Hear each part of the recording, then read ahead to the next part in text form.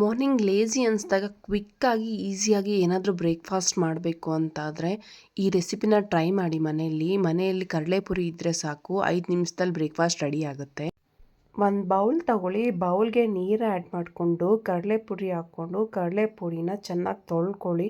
ಒಂದು 2-3 ಬಾರಿ ತೊಳ್ಕೊಳ್ಳಿ, ಯಾಕಂದರೆ ಕಡಲೆಪುರಿಯಲ್ಲಿ ತುಂಬ ಡಸ್ಟು ಮತ್ತು ಮಣ್ಣೆಲ್ಲ ಇರುತ್ತೆ. ಸೊ ಅದರಿಂದ 2-3 ಸತಿ ತೊಳ್ಕೊಂಡು ಒಂದು ಪ್ಲೇಟ್ಗೆ ಹಾಕ್ಕೊಳ್ಳಿ. ಇಲ್ಲಿ ಒಗ್ಗರಣೆಗೆ ಬೇಕಾಗಿರೋಷ್ಟು ಎಣ್ಣೆ ಆ್ಯಡ್ ಮಾಡ್ಕೊಳ್ಳಿ. ಎಣ್ಣೆ ಚೆನ್ನಾಗಿ ಕಾಯೋದಕ್ಕೆ ಬಿಡಿ. ಸೊ ಎಣ್ಣೆ ಕಾದ್ಮೇಲೆ ಇಲ್ಲಿ ಸಾಸಿವೆ ಹಾಕ್ಕೊಳ್ಳಿ. ಸೊ ಸಾಸಿವೆ ಚಿಟಲ್ದ ಮೇಲೆ ನೀವು ಕಡಲೆ ಬೀಜ ಆ್ಯಡ್ ಮಾಡ್ಕೊಳ್ಳಿ. ಕಡಲೆ ಬೀಜ ಕಂಪ್ಲೀಟ್ ಬ್ರೌನಿಷ್ ಆಗೋವರೆಗೂ ಬಿಡಿ. ಸೊ ಅದು ಸೀದ್ ಹೋಗೋ ಚಾನ್ಸಸ್ ಇರುತ್ತೆ, ಸ್ಪೂನಲ್ಲಿ ಆಡಿಸ್ತೀರಿ. ಅದಾದಮೇಲೆ ಜಜ್ಜಿ ಇಟ್ಕೊಂಡಿರೋಂತಹ ಈ ಬೇವು ಮತ್ತು ಹಸಿಮೆಣ್ಸಿನ್ಕಾಯಿ ಮಿಶ್ರಣ ಆ್ಯಡ್ ಮಾಡ್ಕೊಳ್ತಾ ಇದ್ದೀನಿ ಇಲ್ಲಿ ನಾನು. ಅದು ಕಂಪ್ಲೀಟ್ ಇದಾಗಬೇಕು, ರೋಸ್ಟ್ ಆಗಬೇಕು. ಅದಾದಮೇಲೆ ನಾನಿಲ್ಲಿ ಹಚ್ಚಿಟ್ಟಿರೋಂತಹ ಈರುಳ್ಳಿ ಹಾಕ್ಕೊತಿದ್ದೀನಿ.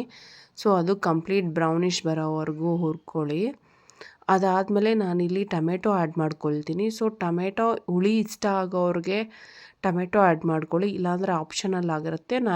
ನನಗೆ ಹುಳಿ ಇಷ್ಟ, ಅದಕ್ಕೆ ನಾನು ಆ್ಯಡ್ ಮಾಡ್ತೀನಿ. ಈಗಾಗಲೇ ತೊಳೆದಿಟ್ಕೊಂಡಿರೋಂತಹ ಕಡಲೆಪುರಿನ ಆ್ಯಡ್ ಮಾಡ್ಕೊಳ್ಳಿ.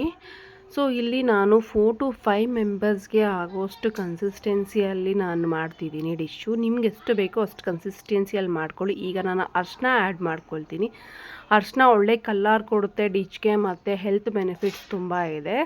ಸೊ ಅದರಿಂದ ನಾನು ಅರಿಶಿನ ಆ್ಯಡ್ ಮಾಡ್ಕೊಳ್ತೀನಿ. ಇನ್ ಕೇಸ್ ನಿಮಗೆ ಅರಿಶಿನ ಬೇಡ ಅಂದರೆ ಸ್ಕಿಪ್ ಮಾಡ್ಕೊಳ್ಳಿ, ಪ್ರಾಬ್ಲಮ್ ಇಲ್ಲ. ಸೊ ಇದು ಕಡಲೆಪುರಿ ನಾವು ನೀರಲ್ಲಿ ತೊಳೆದಿಟ್ಕೊಂಡಿರೋದ್ರಿಂದ ಥಂಡಿ ಇರುತ್ತೆ. ಸೊ ಡಿಶ್ಶು ತುಂಬ ಬಿಸಿ ಆಗಬೇಕು ಅಂದರೆ ಚೆನ್ನಾಗಿ ಬೆರೆಸ್ಕೊಂಡು ಬಿಸಿ ಮಾಡಬೇಕು ಒಲೆ ಮೇಲೆ. ಫೈನಲಾಗಿ ಕಡಲೆಪಪ್ಪು ಕೊಬ್ಬರಿ ಮಿಶ್ರಣನ ಆ್ಯಡ್ ಮಾಡ್ಕೊಳ್ತಾ ಇದ್ದೀನಿ ನಾನು. ಮಿಕ್ಸಿಗೆ ಹಾಕ್ಕೊಂಡು ಪೌಡ್ರ್ ಮಾಡಿಕೊಂಡು ಆ್ಯಡ್ ಮಾಡ್ಕೊಳ್ತಿದ್ದೀನಿ. ಡಿಶ್ಗೆ ಇದೇ ಫೈನಲ್ ಟಚ್ ಮತ್ತು ಬಹಳ ಟೇಸ್ಟ್ ಕೊಡೋದು ಕಡಲೆಪಪ್ಪು ಮತ್ತು ಕೊಬ್ಬರಿ ಪುಡಿ. ಸೊ ಫೈನಲಾಗಿ ನಾನೀಗ ಕೊತ್ತಂಬರಿ ಸೊಪ್ಪನ್ನ ಆ್ಯಡ್ ಮಾಡ್ಕೊಳ್ತಾ ಇದ್ದೀನಿ.